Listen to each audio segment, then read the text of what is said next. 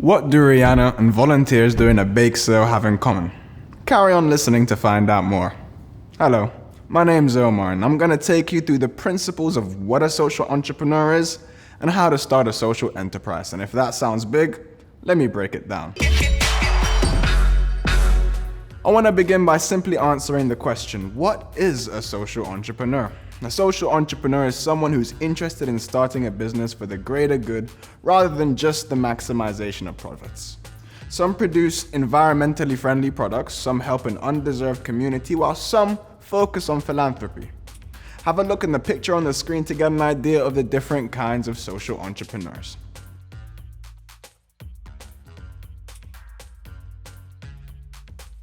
It is really a meeting between the behaviors of entrepreneurship, energy, creation, innovation, and the needs of society beyond the interests of investors. According to Social Enterprise UK, one must have a clear social or environmental mission and generate the majority of their income through trade to be considered a social entrepreneur. Currently in the UK, there are 166,000 charities with a combined income of £48 billion and 100,000 social enterprises with a combined income of £60 billion. It is interesting to note that there are less social enterprises, yet they have a higher income, thus a higher ability to serve their mission. Let me introduce you to a couple of notable social entrepreneurs. First, we have Rachel Bratham, also known as Yoga Girl. She's a yoga practitioner who has built her enterprise completely online. Her social mission is that she believes yoga to be a powerful form of physical and mental well-being. She set up an online studio which offers health, meditation, and yoga help services. Her online platform has 2.1 million followers and reinvests profits from the courses into the Yoga Girl Foundation and Sgt. Pepper's Friends, an animal rescue operation. The second social entrepreneur I want to bring to your attention is Manish Gupta. He believed in the idea of using trade to empower local Indian communities and is the CEO of Matrbhumi, a fair trade, socially responsible company that connects local Indian artisans such as handmade rug makers to international retailers who then sell them to a global audience. Matrbhumi has allowed 20,000 local artisans to make a living through their trade and passion. Yoga Girl and Manish Gupta both demonstrate the core behavioral skills of social entrepreneurs: leadership, optimism, passion, empathy, resilience, creativity and innovation, and emotional and social intelligence. Now that we have built an understanding of a social entrepreneur, it would be helpful to understand their similarities and differences compared to a business entrepreneur, using the examples of Kimberly Bryant, a social entrepreneur who founded the organization Black Girls Code, one that provides technology education to 8,000 African American, Latina, and Native American girls, and Jeff Bezos, CEO of Amazon.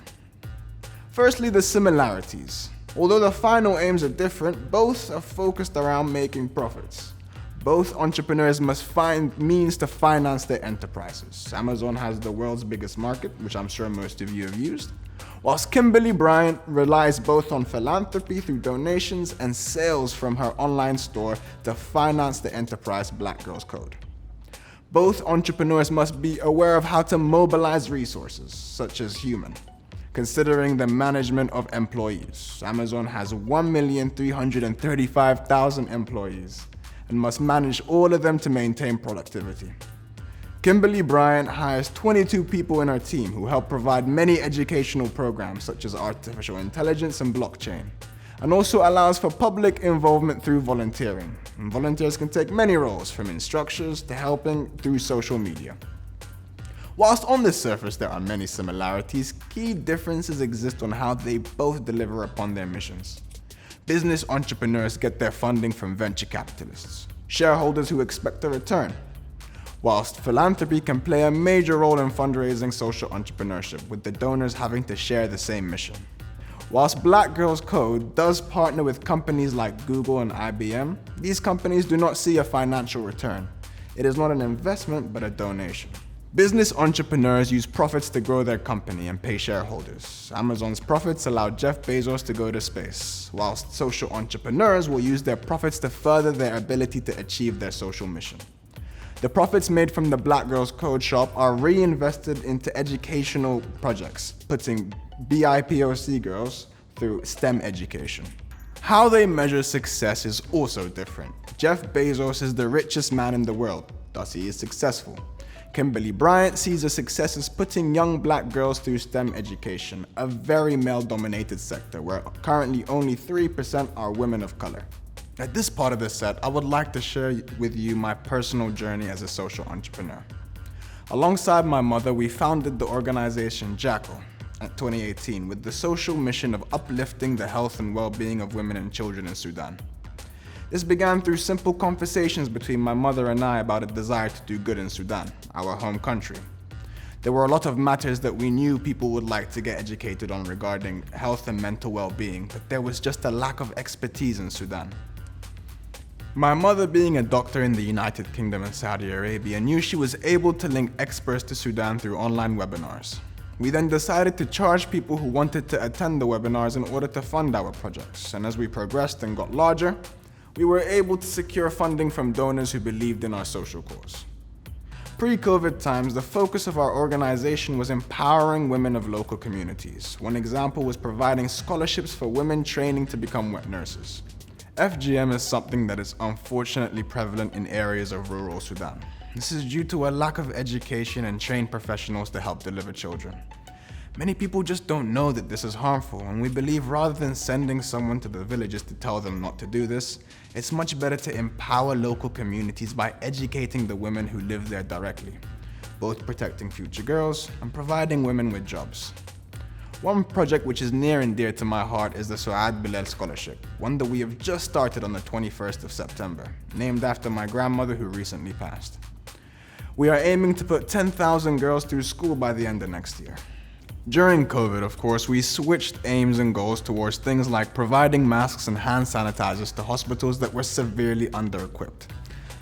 The situation in Sudan is so dire that everyone has lost someone close. I personally have lost both my grandparents in the space of a week, mainly due to hospitals lacking beds and oxygen. But during these times of hardship, it is more important than ever for people to stand up and show solidarity. Government failures do not have to translate to societal failures. Whilst we all had the right to sit in grief not wanting to do anything, by doing that it only meant more people would have to grieve. Jacko turned from a side project to one of the most central important parts of my life, and I am grateful for all the people my organization has helped, as they have truly changed my life. We got the opportunity to interview Atul Patel, former professor at Bayes. His expertise in this subject is truly inspiring. Well, my name is Atul Patel. I have been a lecturer at the Bayes Business School at City University in London for about 21 years, and my specialism in not-for-profits and charities. I think before moving on to defining social entrepreneur success, I think it's worth spending a bit of time on understanding what entrepreneurship means, because it is here where the measures of success for a social entrepreneur emerge. Entrepreneurs have an exceptional ability. What are entrepreneurs? They have an exceptional ability to see and pick up on opportunities. They demonstrate commitment and drive needed to pursue these opportunities.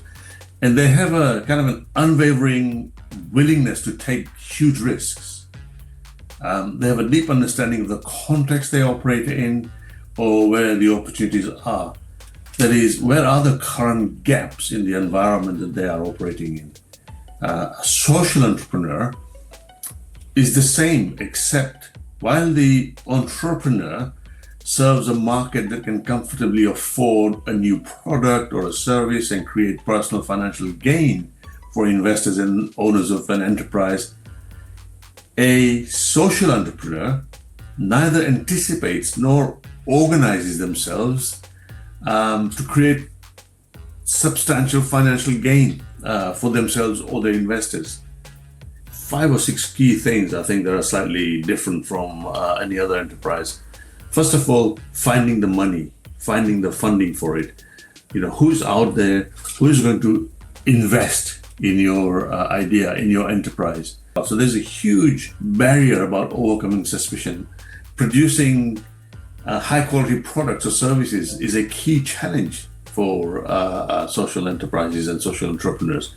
Remaining true to the mission is a very important challenge to overcome.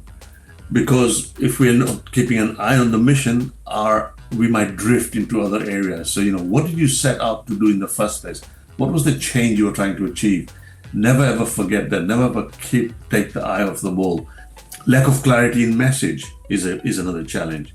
So how clear is your message? Do people understand what you're about? Do people understand what change you're trying to achieve? And is it in simple language? Lastly, in this series of challenges, I would suggest is a synergy with people who are going to invest in your enterprise. Because there are people out there who invest in social enterprises. So a synergy, do you and the investor, are you on the same page? Do you understand what change you want to bring about? Because investors also have an idea of the kind of changes they want to bring about. They don't accept the status quo. Things don't have to be this way. There is definitely a different way of doing things. So they are often revolutionaries. They think, to use a cliche, out of the box. They think of different things people haven't thought about. So they are quite revolutionary. Now that we have built an understanding on what a social entrepreneur is, we need to know how to become one. Here's a quick 3-step method. First and foremost, decide what social problem you want to address. For example, maybe you want to address homelessness in Liverpool. Then build a team and decide how you're going to raise funds. Some ideas could be a bake sale, a theater production, even streaming on Twitch. As long as it makes money, it's viable. Finally, decide how to reinvest profits made into achieving your mission. In the case of homelessness, money made can be used to buy food or clothing for people without home. And boom, you're now a social entrepreneur. Wasn't so hard, was it? Now go forth and make the world a better place. I recommend you watch the Apprentice Nation set Demystifying Social Action, hosted by Jess. I leave you with these closing thoughts from the late great Martin Luther King. Life's most persistent and urgent question is, what are you doing for others? In loving memory of Su'ad Bilal and Abu Snain Buluk. I love you both.